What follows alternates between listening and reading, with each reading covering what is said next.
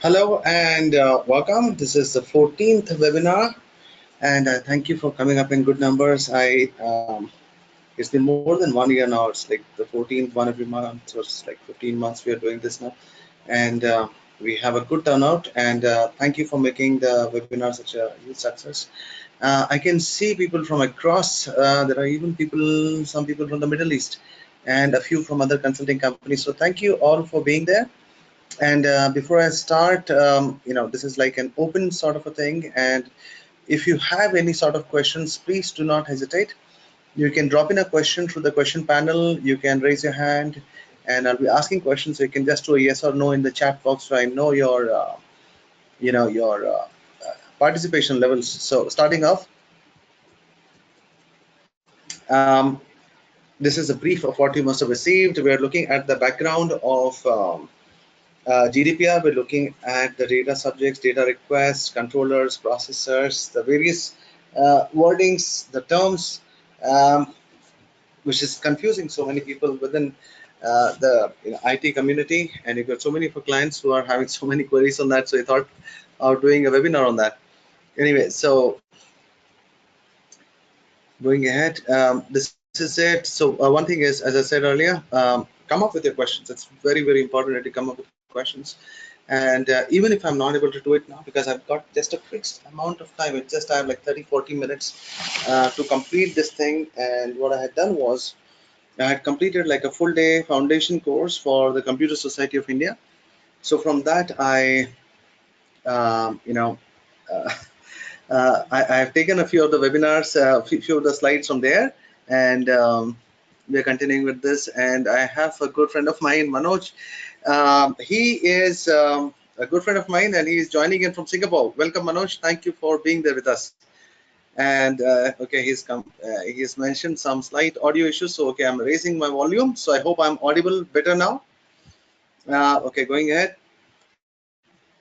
That's just to put a face on the name. That's me. I've been working for like 25 years now, and in the IT industry, and we worked up for companies across the world. We have our own company in the US, in the UK, Singapore, India. We are basically an Indian-based company, but we are blessed with clients across the world. And myself, I'm the director. I'm a PCI USA, CISA, CSSP, and a few more things. Anyway, going ahead.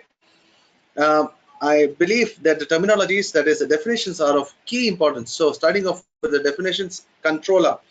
Controller is the one who's basically controlling the data. And so whomsoever has the data is the one who's the first prime point of contact with the data subject. The data subject is incidentally you, or the end user whose privacy data is to be protected. So controller is the one. It could be a legal body, it could be a natural, it could be a business who's determining the purpose and means of processing. We'll get into some definitions and examples, don't worry. And a processor means a natural or legal person, public authority who processes the personal data.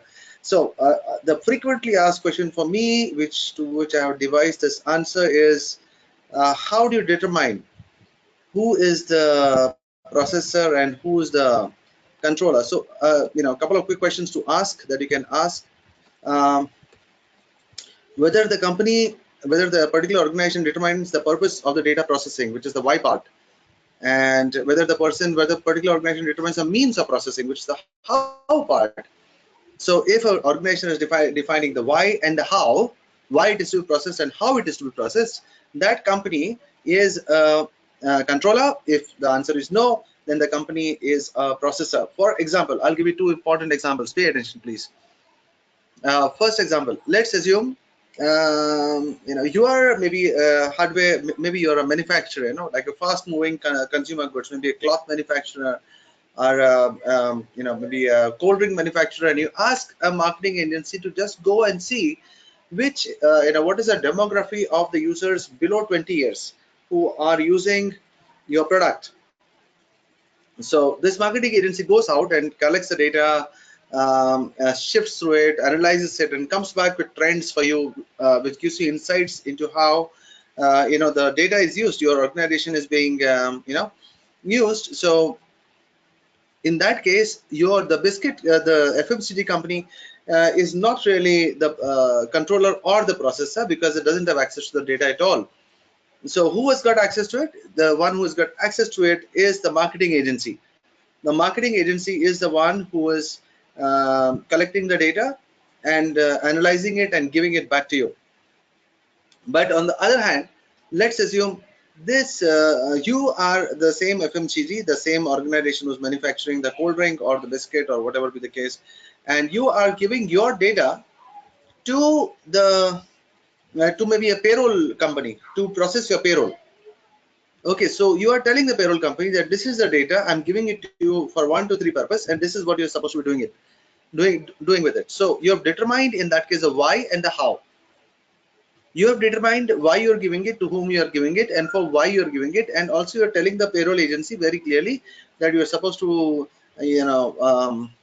check the leaves being taken, check the in and out, check the gratuity to be paid, PF to be deducted, all those things, and then come up with a salary file that I just have to upload into my bank. So you are the processor in this case, and the payroll agency is simply following your orders, is the controller. You are the controller, and the payroll agency is the processor. And in the previous example, where you are asking a marketing agency to do a marketing survey, you are neither the controller nor the processor. In that case, the controller of the data is the marketing agency, and the marketing agency, if it is taking the help of somebody else to process the data, then that outsourced vendor of your marketing agency becomes the processor. I hope that makes sense. Thank you. So this is like a summary of what is there, what is the controller versus processor, who's responsible for what. You are, if you are the controller, you determine the means and the processes and the processing purposes. You have a contract with a processor. So most of our clients are basically processors. They are companies based in India or in the US or even in the EU, and they're taking data for processing purposes, for maybe MIS, for maybe HR or accounts. So many purposes are there. So maintain the documents, documentation, conduct the assessments, pay fines as well. So all that falls on the processor. And if that processor has sub-processors, then even they are covered. There is something called as personal data. Now, if I ask any of you, what do you mean by personal data, or PII or PHI or EPI, whatever be the case, what do you say? You would say name, address, email address, phone number, social security number. Well, that's the problem. In GDPR, the definition changes. This is, I'm just doing a copy paste, okay? So don't ask me why this, why that. So over here, any information about which can be used to identify or identifiable nature of the data subject. The data subject is the actual end user whose data is being used. Of an identifiable nature can be identified directly or indirectly in reference as a name, identification number, location, online identifier. And online identifier actually means an IP address. Okay. Physiological characteristics, genetic, mental, economical, cultural, social identity of that person, even the race of the person, the skin color of the person, everything is personal, is privacy data. Okay, so you have absolutely no, I get so many clients. No, we just having access to a few parameters. We don't process any email addresses or mobile numbers. And the second thing over here to remember is it's not a numbers game. So there's no limit that is, only if you have a million addresses and more, then you're covered under GDPR. There's nothing like that. If you are having access to personal data of other individuals, you're covered under it. So processing, like when you say data for processing, there is a definition for the processing. What is to be performed on personal data or personal assets, whether or not by automated means such as service collection, recording, organizing structure, storage, adaptation, retrieval, consultation, use, disclosure by transmission. Look at the way they have covered it. They have this Europeans have done a brilliant job in the way they have answered. They have identified where the particular law can be misused or can be misinterpreted for a personal benefit. So you cannot come up with your own interpretation of what you mean by processing. That no, we are just using it and we are just storing it, or no, we are not doing much with it. We are just keeping it and maybe making an Excel file once a month. So no, that is not accepted. They have even identified what you mean by processing and who can process and how it can be processed out. Now, this is something else. This is again not my terminology. It is how it works. That is, you may say, or the client may say that, okay, no, we are obscuring or we are masking out the name and SSN and mobile numbers and email addresses of those individuals. Well, that is again not an acceptable argument anymore. What I mean by that is, even if you are obscuring it, it still gets covered under it, because if you lose, for those who are into cryptography or those who have some background in infosec will understand that is, in case even if the data is obscured, you would be following a pattern of obscurity. Okay, and if I have a huge sample size, maybe of 100,000 records or 1,000,000 records or something, I can still make sense of the data by identifying the race, by identifying the demography or the sexual orientation, all those things. It is still possible to be identified. So even the pseudonymization is covered under GDPR. So with that basics in place, any questions so far? No. Okay, so we can carry on. Let's roll. So what are the examples of data protection issues in practice? So earlier there were, not earlier, even now you have it like cloud and sourcing issues are there, global HR databases containing all the data, CRM applications, website, mobile apps, mergers, acquisitions. So it could be a telecom or an FMCG who's acquired by a telecom organization. So then the telecom organization uses the data of the FMCG that it acquired to reach out to the clients of the FMCG organization to sell its telecom services. So all those things used to happen. So then, in response to that, this Western countries specifically came up with various alternatives. Various alternatives could be like a whistleblower hotline, email and internet monitoring, internal investigations. All these are covered, as some of you may have seen something like under SOC 2 and all. It is covered. Uh, it gets covered in some level, but beyond that, it was not really comprehensive in nature. So GDPR is a massive, giant leap for mankind, if I may say in that as many words.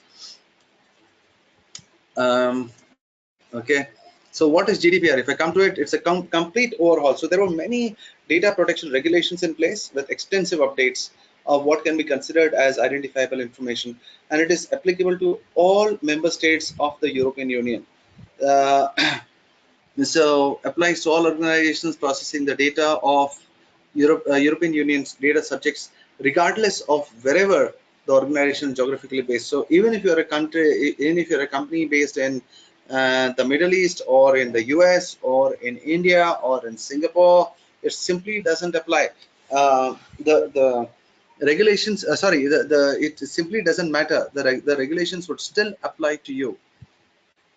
Okay, there are specific and significant rights for data subject to seek compensation and right to erasure, accurate representation, and their compensation can be sought against organizations and individuals employed by them. So you simply cannot say, I told my information security guy, but he still forgot to do it, and so arrest him. You can't say that. Your organization will still be held liable, and fines go up to 20 million pounds, euros, or 4% of the global turnover. So that's pretty steep. But I have underlined something significant over here. Remember something. Many consulting companies would try to sell you GDPR services by saying the fines is 20 million pounds and all. But understand, this is the last measure. So unless you are sitting all open, wide open, with having nothing in place, those fines won't really kick in. So it's not that you lose data and 20 million pounds is applied to you. It is the last, what to say, last penalty. There could be, you can even get away with a simple, slap on the wrist, or with a minor suspension, or with some minor fines, if you can this point, based on the implementation of technical or organization controls. So if you got a due care and diligence cycle in your office, your fines will be significantly lower. and that's why organizations across the world are clamoring to get compliant to GDPR, so that unfortunately, if there is an incident, then they are in a position to take care of it. So they are in a position to show due care and diligence. Okay, I've got Miss Margaret. She's come up with a question which says, okay, let me paraphrase this out. Okay, she's saying that the clients, the organization, the processor is based in out of the European Union. So how will the law still apply? Yes, you're right, Margaret. That is, see, the scene is that, yes, you're right that the jurisdiction of that particular law won't be applied to you. Let's say if you're based in India or if you're based in US, they cannot come and arrest you directly. But understand, you would be having your principles based in the European Union. They would be held liable. So to avoid that liability, those principles are based on the European Union would simply refuse to work with organizations who are not GDPR compliant. So if your organization is looking at doing business, then you better have GDPR in place with compliance uh, duly demonstrated. Okay, there is one sec. There is another question. Let me see. Okay, there is another. My friend Manoj again. He's asked a question. Penalty will be on the turnover of the complete business group. Is considered example Balaji Group or only a suspected organization? That is, no, it will be on the entire group turnover. So the holding company will be held liable on that. That said, okay, the European, this is something interesting. Now, please pay attention to this. The European law landscape, there are European legislation can be separated into two main branches. Um, One is a directive and the other is a regulation. That is, under directives like the Data Protection Act or the European Directive 95/46, it's a directive. So in that case, it requires each member state to localize the laws as per their requirement. They can make some changes, tweak it here and there, maybe add on, modify it, remove it, some stuff like that. So that's a directive. A regulation is applicable to all member states in a uniform manner. It's a binding legislative act. There is no tailoring allowed at all. It is a non-negotiable law, and it applies outside the EU if they affect EU subjects.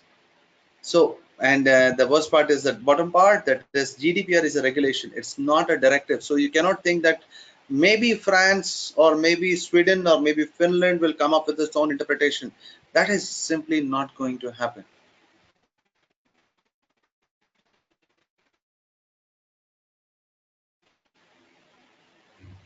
All right. So there is good Jayesh has come up with a question, that is company email address and phone number also considered PII? Yes, yes, of course, it is considered company email. Okay, you're saying company email address. No, no, no. If it is like a general company email address, like info@vistainfosec.com, that is my company email address, that is not coming under PI because it's not applicable to or binding to a person. But if it is a email, the company email address of mine, for example, narendra.sahu@vistainfosec.com, yes, of course it is, because it is worse than my private email ID. The reason being, it even identifies in some way where I'm living. It identifies in some way where I'm working. It even identifies in some way what is my profession. So my company email address, in my interpretation, is can be is a much more high risk data than even my personal Gmail or Yahoo ID. Okay, there is another guy, Anshu. He's come up. We have a e-commerce company and a visibility worldwide and operates from India. How we can ensure to comply to GDPR? Oh, that's a very big question, Anshul. I cannot really just take it up in as a small Q&A. I'll try and answer it through this thing, through my webinar. And what I would request you is, towards the end, I'll be sharing my mail address. Please do drop me a mail. I'll share some content. And also what I would suggest is, I've got a webinar, I've got a seminar coming up on in the CSI. Again, they've called me again because my last seminar at CSI got sold out. CSI Mumbai chapter. So in case you're interested, you can come for the full day. I'm also speaking at the Bombay Merchant Chambers, again, they've called me to speak on GDPR. It's a full day thing that I'm coming. So in case you're around, you can drop in. But write me a mail in case you're not in Mumbai, and I will reply back to you. I promise you that. Um, okay, there is another one, Ravi Kalyan. Maybe not in this context. Can you please explain the differentiators between PCI DSS and GDPR? Does both have the same objective? Well, Ravi Kalyan, thank you for your question. Um, the differentiators, that's a good question actually, because I use it as an example in my full list webinar, and I'm almost 20 minutes now, halfway through my webinar now. But anyway, I'll quickly wrap this up. Now, with regards to PCI DSS, what needs to be protected is card data, okay, which may or may not have even the name address. So the card number can but in GDPR it's a huge different ball game. It is my name address, it is my name, a card number, it could be my SSN, it could be my residential address, office address, where I'm working for, what equipment, what doctor I'm using, what food I'm eating, what store I'm visiting. Everything is considered as uh, personal information. So okay, let me tell you this. Even if you're storing a photograph of mine which identifies where I have visited or where I am, even that is considered as yeah, as PII, in a personally identifiable data, because by that somebody can even identify where I have been. So if you are posting even that type of data where there are no words, like it said, like a picture is worth 1,000 words. So even if you get a picture of mine that you're storing it as a part of the business process, and that picture even identifies where all my data is going to be, then you come under GDPR. So yeah, PCI is for cardholder, GDPR is for personal data. Yes. So, but GDPR is only for personal data. You got PCI DSS for cardholder data. I hope that answers. Okay, I got to run now. Okay, the key dates for GDPR. That is 8th April 2016. The European Council adopted the regulation. Um, okay, 14th April 2016, the regulation was adopted by Euro Parliament. 4th May, it was made official, and it made into force on 24th May 2016. 2 years it was given for rollout, so it's not like they just mandated it now. 2 years was the timeline for rolling out, and 25th May 2018 it kicks in, and it will be binding in its entirety and directly to applicable to all member states of the European Union. Okay, I'll take this last question. Marisa, thank you. Where are you writing from? Spain. Interesting. Okay, Marisa, your question is, would UK also be compliant, required to be, UK people also be coming under GDPR? Yes, they are, because when the Act was signed in 2016, UK, the Brexit had not yet happened, and they had signed this act, so as a participant. So yes, they do come under it. After exiting Brexit, after exiting the European Union, that is Brexit coming into place, maybe they may decide not to do it. But as of now, nothing has been declared. So yes, they are coming under it. I hope that answers. Thank you, Marisa, for your question and staying and being there at this time. The GDPR structure is this. There is a European Data Protection Board at the top, the governing body. Below that is the ICO information. If you are reading the act, you would read very frequently about something called as the ICO, Information Commissioner's Office. So below that are you and I, the normal people. That is the data processor, controllers, and the data subjects. And below them would be where it gets outsourced. It could be third countries, third parties, where it might get rolled out to. The European Data Protection Board will issue the guidance to the controllers and the protectors. The ICO will oversee, as you saw earlier, the data controllers and the processors. Sorry, the breach and notifications has to be made to the ICO. We'll look into that also. And at the center, as you've seen, is a protection of PII, personally identifiable information. So understand, personally identifiable information again. We have seen earlier as to what is meant by personal data. So don't come up with their own definitions. It is not acceptable. this is the layout of the act. It's very big. It's very boring. So I have only 15 minutes left, so I can't really cover all the rest of my, the entire 9 chapters of GDPR. But I'll see wherever I can touch on and move out. Um, what we'll be doing is, just to let you know how this will roll, is that I'll be coming up with more webinars on what is, how do you conduct a DPIA, what is the role of a DPO, how do you conduct a DPIA, the role of a DPO, so many other things. How do you write a policy procedure structure, conducting internal audits, all those things will be coming up with webinars. So stay tuned and sign up to a YouTube channel. I'll give you the link at the end so you get your notification whenever we upload new videos. Going ahead, so who this applies to? Anyone who's processing anyone's personal data within the EU and processing of personal data of individuals who reside in the EU by an organization outside of the EU. So whether you are inside, established in the EU, regardless of where the processing take place, or even if you're established outside of it, you are covered under it. The EU is ruled. Now this is something else. So don't just think that is because you are not like a US based company, so that means it doesn't apply to you. The EU is considered as a role model on privacy issues internationally. So we also expect to see concepts in GDPR adopted in other parts of the world over time. So even if you are based in the, if you're not having anything to do with the EU, it simply doesn't matter. All right. Okay. So okay. One more question coming up.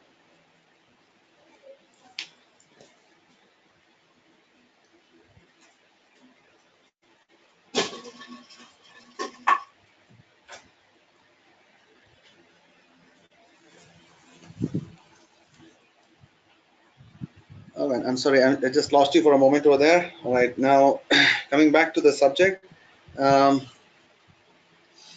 Yes, so the question was, even if you don't have anything else to be doing on with the EU or with EU subjects, uh, understand that countries around the world would be taking a feedback from the GDPR and formulating their the data privacy policies. China is already underway. Singapore has already done it. India, I hear talks about it. So I don't know, but I'm sure that they'll be borrowing from the GDPR also. Um, there are some special considerations. What I mean by special considerations is that in case there is a breach on these levels, your penalties would be all the more higher. So processing data which reveals a person's racial or ethnic origin, health or sexual orientation will be having more stringent rules, aka penalties, as compared to organizations which are not. So just take care. Now, okay, there is one more question over here.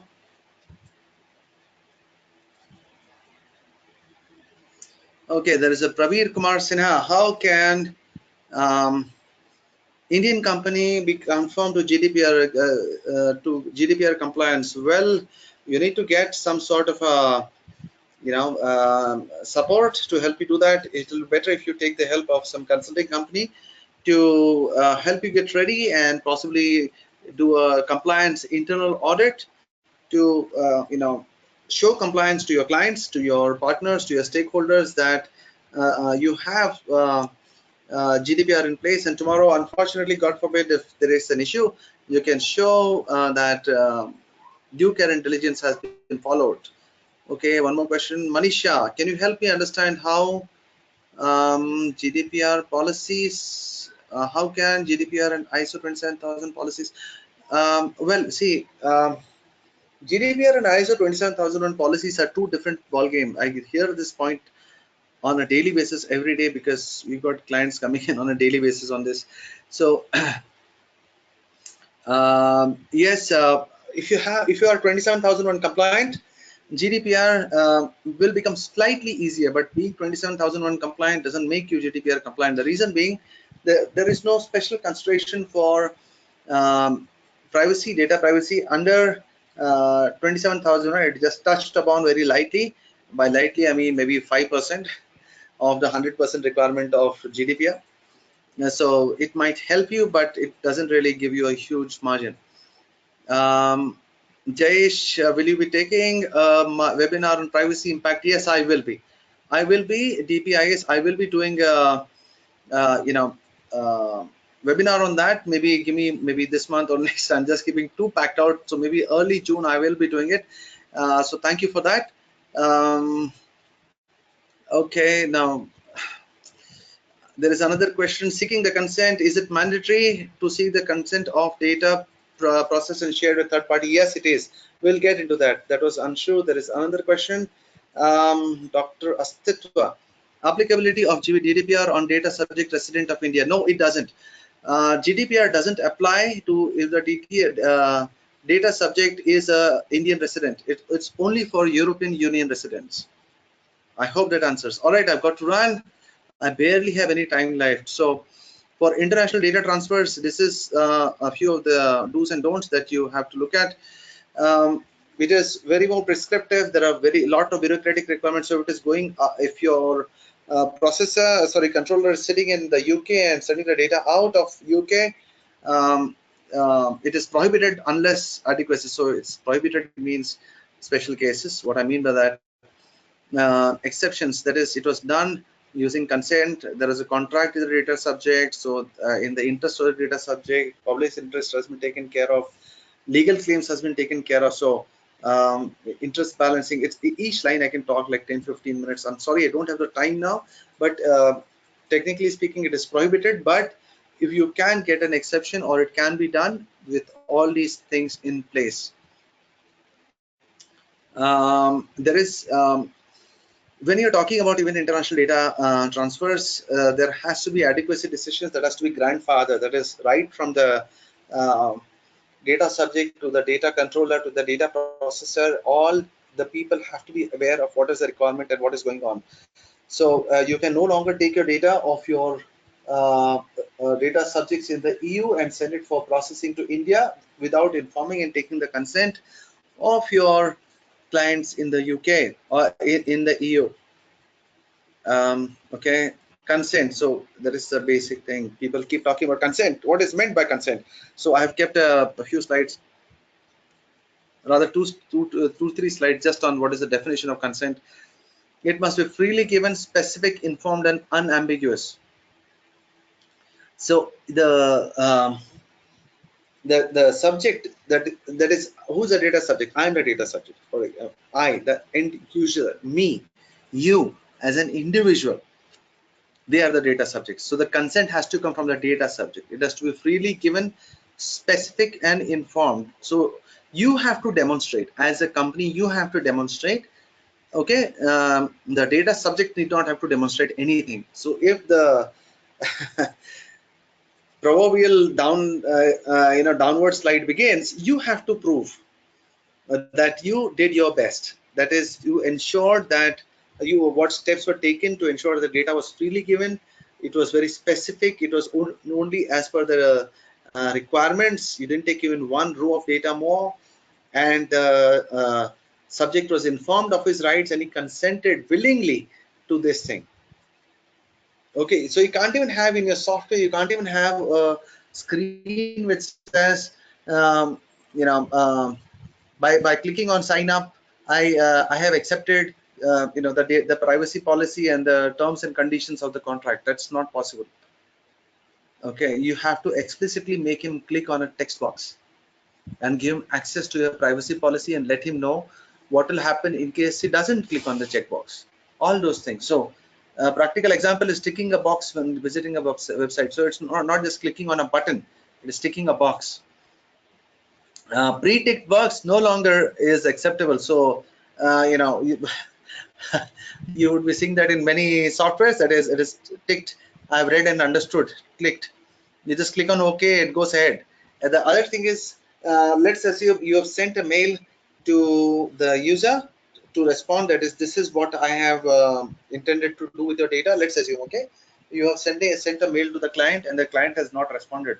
You cannot write in the mail that if you do not respond in 15 days, we will consider it as a yes to our actions. That is not acceptable at all. So pre-tick box silence or inequity in activity cannot constitute as consent. I have actually what to say quoted the law away, so I'm just giving you the message. So I'm the messenger. Don't kill the messenger. I'm getting a lot of flack on that. So again, as I said, new conditions for consent. The controllers must be able to demonstrate consent.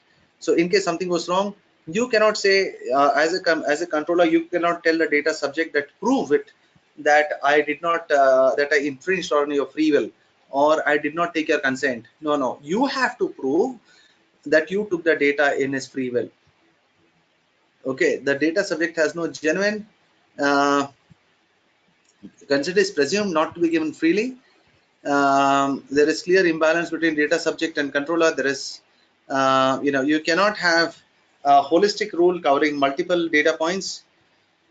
So in all these things, there are these last four areas where it is, what to say, it is admissible that you can continue without, free consent from the data subject if there is a clear imbalance between the data subject and controller. For example, uh, my telecom provider is supposed to be storing my card records, my call records. So as a data subject, I cannot tell him don't store. Okay, because there's simply an imbalance between the way it is working. Or I cannot tell my bank that do not store my card history or my credit history. Those things are a determinant for free and open business. So that is really not um, acceptable. So and again, contract performance or provision is made conditional to consent to processing unnecessary data. Take it or leave it. What I meant by that is I can simply so let's assume I'm a telecom provider and somebody comes to me for taking my connectivity, and he says no, you can't store my personal data. So I can simply tell him that, see boss, if you don't sign up and consent to me using your data, you will simply not get your connectivity anymore. That's possible. You need to have a DPO, that's mandatory. Core activity which requires is monitoring of data on a large scale, processing on data on a large category of data related to criminal convictions and offenses.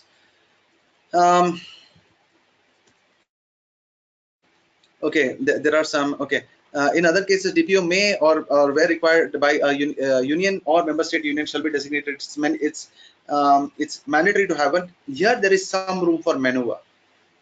That is some state like a Germany may say, that's what I've heard, that is Germany can say that DPO has to be within Germany itself. But some states can say, okay, DPO need not be in my state. It can be in some other member state also, or even out of the EU. Now, you can have a DPO to be an employee or an external person based on a service contract. So, for example, we as a company provide a DPO as a service. So, in case, so you need not be burdened with having another DPO. You can take our expert services. It is allowed. High-level appointment who must have sufficient corporate resources, access to data processing, personal operations of business, independence in performance of roles. And now, again, the qualification requirements are very high with regards to DPO. So you just can't take a small-time IT guy or somebody sitting in accounts not doing anything and you tell him, okay, you are the DPO from today. That's not going to happen because you have to report the DPO designations to the ICO, and tomorrow anything goes wrong, you will have to, this DPO will be questioned first, and your appointment of the DPO will also be taken up. Now, okay, there is another question that has come up. Is there a time limit to is there a time limit to is there a time limit to keep data after getting consensus from the user? No, no, no. You have to retain data from the client as long as the subject has allowed you to do it, or there are legal considerations, or there are business considerations. Okay, so as a bank, maybe you're required to keep your transaction history of your clients for 10 years. The client cannot say erase all my history. That's not that's not fine. Okay, if you're a data processor, there is somebody else who's asked, if you're a data processor, do we need to take consent from controller or both from subject also? If you are a processor, it all depends on how you've signed your SLA. That's where I say that take up the services of some person or some company who knows how some such contracts needs to be signed. So in that case, you can push this, consent taking to your controller, so it doesn't fall on your head. Otherwise, the penalties on you would be fairly steep. I hope that answers. The DPIA, somebody had asked me whether I'll be doing it. Yes, Jayesh, I will be doing it. I'll be just touching on over here. Yes, okay. DPIA is required as a mandatory part of the GDPR. Okay, one sec, sorry. So many questions, I just lost track. One sec. Okay, DPIA, data protection impact assessment, controller must seek advice from the DPO on what is going on within the organization. That's where um, uh, the knowledge background is so very important. It is required in situations of automated processing, profiling, creation of legal effects. By and large, in most of the cases, a DPIA would be required. Or conduct a, it's something like a risk assessment, which is required to be done. It must be performed when new technologies are deployed, nature and scope changes, a high risk of rights and freedom. Again, high risk becomes a bit debatable. That's why it is better you do it at least preliminary. It's written under Article 35, and there are quite a few challenges in DPIA. I cannot do much because I'm out of time now, and I still have quite a few slides too. Challenges is identifying the personal data, appropriate technical and organizational safeguards, legal trust obligations. Finally, getting the trust and confidence. That is, you've actually done it in the right way, that you've mapped the data, assessed the risk to the data, and taken the right control. So it's like a risk assessment for your data. Can be called in some way a DPIA. Okay, now somebody's written, can we get the recorded webinar? Yes, you can. One more question. Does the ICO authority penalize the actual individual person, DPO, or the suspect company? It is a company, and so what my friend is asking over here, does the ICO penalize the actual individual or person, or the DPO, or the suspect company? It is always from where the leak has occurred. And the DPO is on the rolls. It could be outsourced also, but still a part of the company. So it will be the company and the individual can be sued. Can somebody ask some Bharati? She's asked, can CISO be a DPO, or DPO will be reporting to CISO? See, in these cases, I always suggest that it will be better to have a DPO reporting directly to the board to keep you safe, because in many cases, even in your own company, you might see that the CISO is reporting to the CIO or the CFO, which is like a conflict of interest. Again, question, do you have a flow chart mapping the stages for applying? Yes, I do have, but I don't have the time.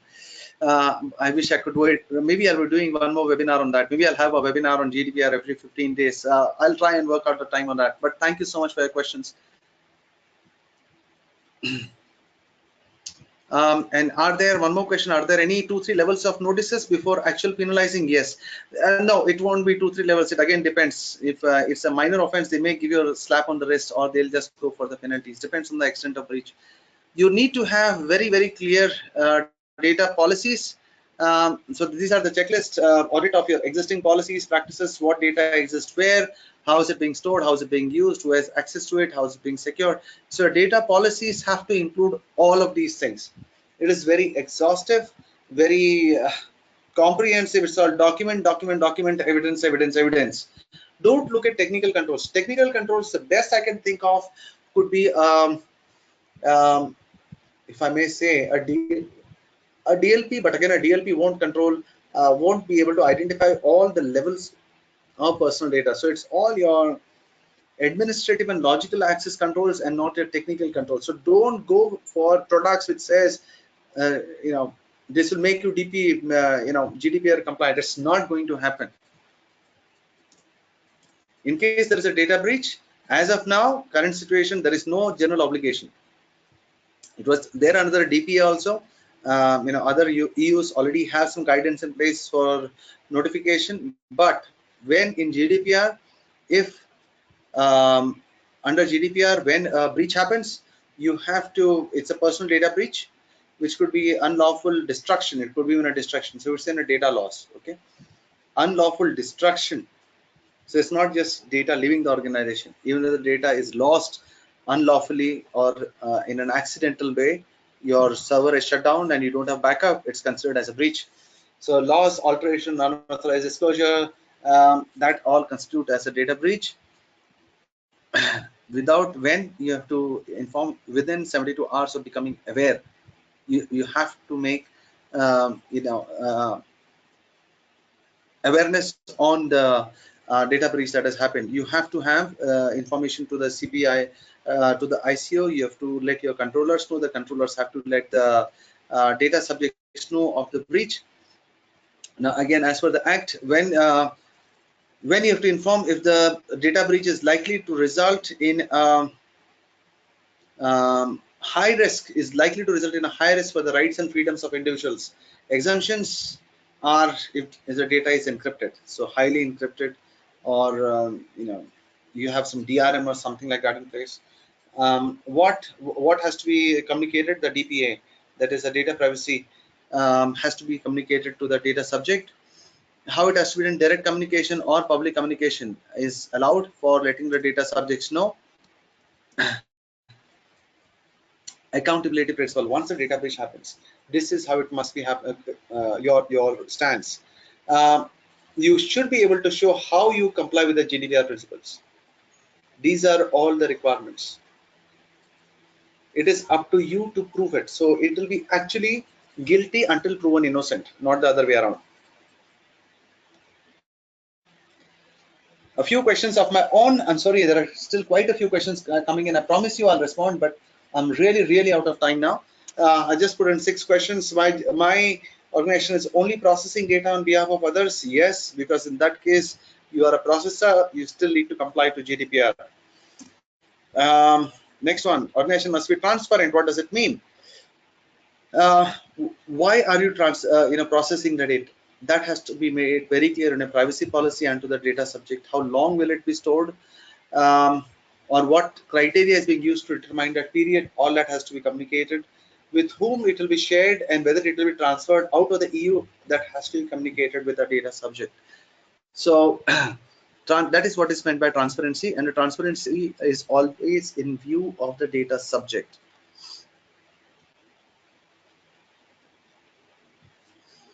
What does it mean that the organization must have a legal basis of processing personal information? That is, you need to have, as I said, consent and a legal basis. That is, you should have a reason, due reason, with the legal framework in place to be able to process personal data. That's what it means.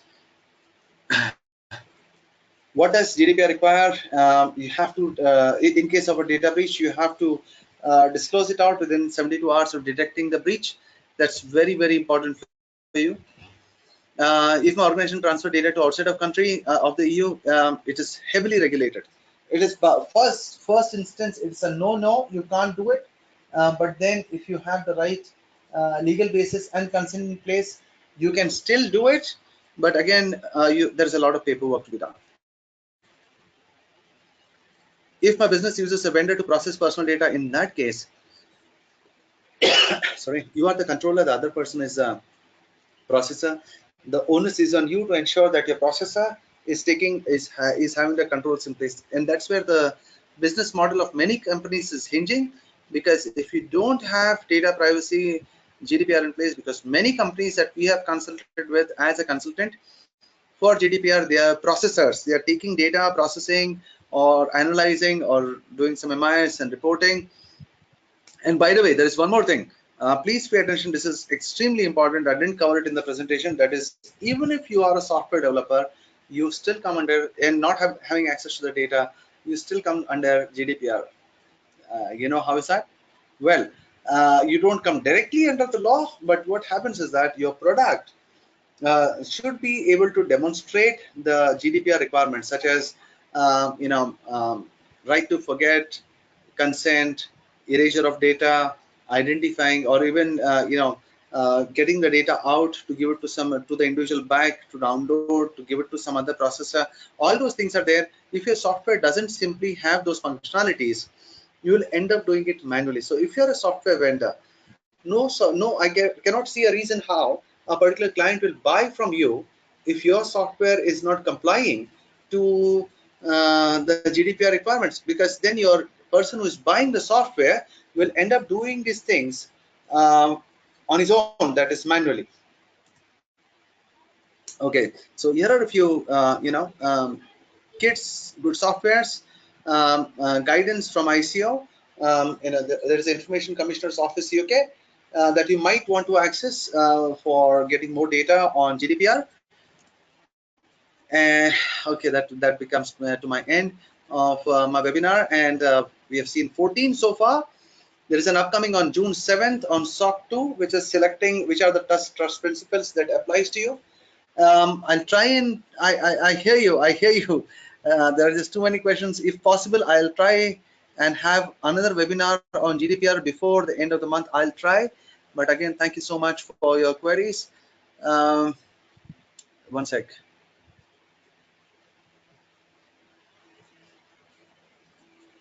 Okay. Now, if you have any questions, I've taken quite a few. Please do drop it as a mail. I will reply to you. And at the end of this webinar, there is a brief survey. It just helps us understand how helpful it was and how much you loved what we're doing. Or even if you have any complaints, do drop it in, and we will look at it in a very positive manner. We really appreciate critical feedback. And this is our YouTube page. You can make a note of my YouTube page at the top of it. You can subscribe to it. If you're watching this video on YouTube, on the left hand side, you can see top left the bell icon. Click on it, subscribe to our channel, so you'll get access to not just our webinar videos, but a host of other very informative videos. Okay, and Facebook page, we have completed 13 years now, so thank you so much for that. You can subscribe to a Facebook page as well. That's a facebook.com/VistaInfosec. And there's a LinkedIn page again to keep in touch with us and get regular updates. We post a lot of information based on a new upcoming additions to GDPR, new changes to the act, on SOC 2, new happenings in the infosec industry. To do sign up, it's free. Don't worry, we are charging you anything for that. We aren't charging you anything. And that's my email address. You might want to drop me a line, and I look forward to hearing from you. I hope this was good. I've really gone overboard almost an hour, but thank you so much for being such a wonderful audience. Hardly 4 or 5 people have dropped out. I've got more than 100 people online even at this time. Thank you so much for this, and do finish the survey at the end of it. Thank you. Have a great evening ahead. Bye-bye.